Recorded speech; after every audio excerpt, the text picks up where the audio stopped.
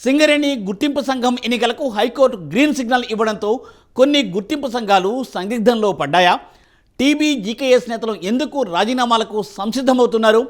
సింగరేణి ఎన్నికలు ఎవరికి ప్లస్, ఎవరికి మైనస్? ఇంతకీ చీకటి సూర్యుల మనసును గెలిచి బొగ్గుగన్లపై జెండా పాతేది ఎవరు?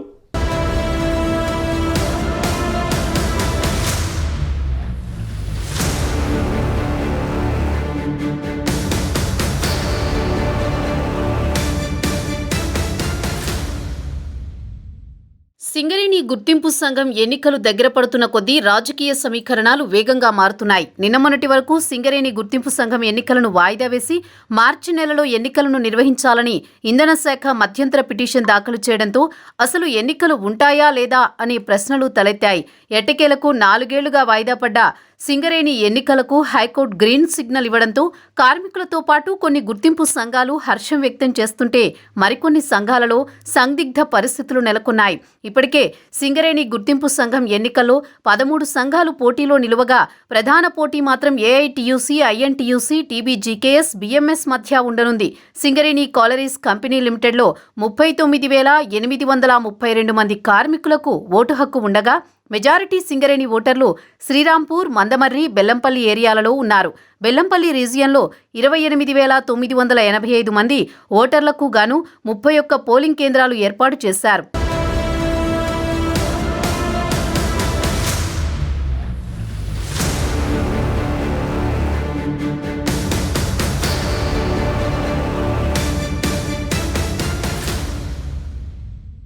అసెంబ్లీ ఎన్నికల్లో సింగరేణి విస్తరించి ఉన్న 6 జిల్లాల్లో 11 నియోజకవర్గాలలో కేవలం ఒకే ఒక్క ఆసిఫాబాద్ నియోజకవర్గ సీటును మాత్రం బీఆర్ఎస్ పార్టీ కైవసం చేసుకుంది.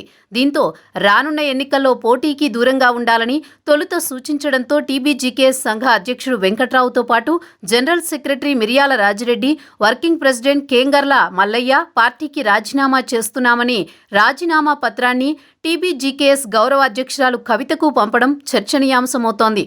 అయితే తాజాగా కవిత సింగరేణి ఎన్నికల్లో పోటీ చేస్తున్నామని ప్రకటించారు. మంచిర్యాల, ఆసిఫాబాద్ జిల్లాలో టీబీ జీకేఎస్ సంఘానికి చెందిన నేతలు ఇప్పటికే పార్టీలు మారిన పరిస్థితులు ఉన్నాయి.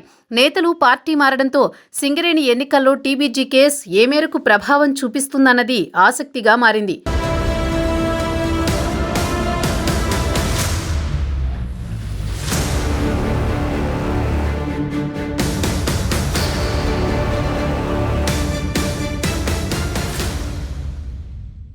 పంతొమ్మిది 1998 నుంచి 2017 వరకు 6 సార్లు జరిగిన గుర్తింపు సంఘం ఎన్నికల్లో 3 సార్లు సిపిఐ అనుబంధ యూనియన్ ఏఐటీయూసీ గెలుపొందగా 2 సార్లు బీఆర్ఎస్ పార్టీ అనుబంధ యూనియన్ టీబీ జీకేఎస్ గెలిస్తే ఒకే ఒక్కసారి కాంగ్రెస్ పార్టీ అనుబంధ యూనియన్ ఐఎన్టీయూసీ గెలుపొందింది.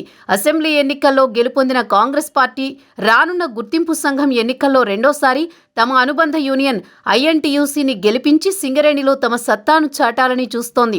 అసెంబ్లీ ఎన్నికలను గెలిచిన కాంగ్రెస్ పార్టీకి మాత్రం సింగరేణి ఎన్నికల్లో గెలవడం కొంతమేర కష్టమేనని టాక్ వినిపిస్తోంది. 3 సార్లు గుర్తింపు సంఘం ఎన్నికల్లో గెలిచిన ఏఐటీయూసీ ఇక 4గోసారి కూడా ఎన్నికల్లో గెలిచి బొగ్గుబాయిలపై ఎర్ర జెండాను ఎగురవేయాలని చూస్తోంది. తెలంగాణ రాష్ట్ర ఆవిర్భావం అనంతరం సింగరేణిలో ప్రధాన పోటీ మాత్రం టీబీ జీకేఎస్, ఏఐటీయూసీ సంఘాల మధ్య మాత్రమే ఉండేది. సింగరేణి కార్మికుల సమస్యలను సింగరేణి సంస్థ దృష్టికి తీసుకుపోవడంతో పాటు గుర్తింపు సంఘం ఎన్నికలు నిర్వహించేలా కోర్టు మెట్లు ఎక్కి రాష్ట్ర ప్రభుత్వానికి, సింగరేణి సంస్థకు మొట్టికాయలను సైతం వేయించారు. దీంతో ఏఐటీయూసీ పార్టీ పైన కార్మికుల్లో సానుకూల స్పందన ఉంది.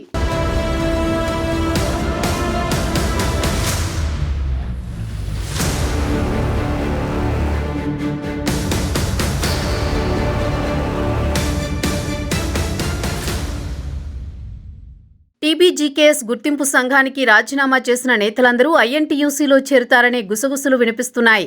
ఒకవేళ అదే కనుక జరిగితే ఐఎన్టీయూసీకి మాత్రం తీవ్రమైన నష్టం తప్ప ఒరిగేదేమీ లేదని రాజకీయ విశ్లేషకులు అంటున్నారు. టీబీ జీకేఎస్లో గ్రూప్ 4తో పాటు పార్టీని వీడిన నేతలపైన సింగరేణి కార్మికుల్లో తమకు వారు చేసిందేమీ లేదనే భావన ఉంది. అంతేకాకుండా కారుణ్య నియామకాలలో అవకతవకలకు పాల్పడ్డారనే ఆరోపణలు ఉన్నాయి. ఒకవేళ ఐఎన్టీయూసీలో కనుక చేరితే మాత్రం పార్టీకి కోలుకోలేని దెబ్బ తగులుతుందని వారంటున్నారు. అసెంబ్లీ ఎన్నికల్లో సింగరేణి విస్తరించి ఉన్న 6 జిల్లాల్లో మెజారిటీ 9 స్థానాల్లో కాంగ్రెస్ పార్టీ ఎమ్మెల్యేలే గెలుపొందారు. కాంగ్రెస్ పార్టీ అధికారం చేపట్టిన తక్కువ సమయంలోనే ఎన్నికలు రావడం, ఐఎన్టీయూసీ పైన కార్మికుల్లో వ్యతిరేకత ఉన్న నేపథ్యంలో ఈ ఎన్నికలు కాంగ్రెస్ పార్టీకి కత్తి మీద సాములా మారాయి. రానున్న ఎన్నికల్లో ఐఎన్టీయూసీ విజయం సాధించకపోతే మాత్రం రాష్ట్ర ప్రభుత్వానికి చిక్కులు తప్పేలా లేవు. అసెంబ్లీ ఎన్నికల్లో పొత్తులతో పోటీ చేసిన కాంగ్రెస్ సిపిఐ గుర్తింపు సంఘం ఎన్నికల్లో కూడా పొత్తు ఉంటుందని భావించారు. కానీ ఐఎన్టీయూసీ నాయకులు మాత్రం తాము ఒంటరిగానే పోటీ చేయడానికి సిద్ధంగా ఉన్నామని గేట్ మీటింగులు నిర్వహిస్తూ బాహాటంగానే ప్రకటించారు. ఇప్పుడున్న పరిస్థితుల్లో జట్టుగా పోటీలో ఉంటారా, లేదంటే ఎవరికి వారు ఒంటరిగానే పోటీ చేస్తారా అనేది అధినేతల భేటీ తర్వాత తేలనుంది. టీబీ జీకేఎస్, ఏఐటీయూసీ, ఐఎన్టీయూసీలు ఒంటరిగా పోటీ చేస్తే సింగరేణి కార్మికులు ఎవరికి పట్టం కడతారో వేచి చూడాలి.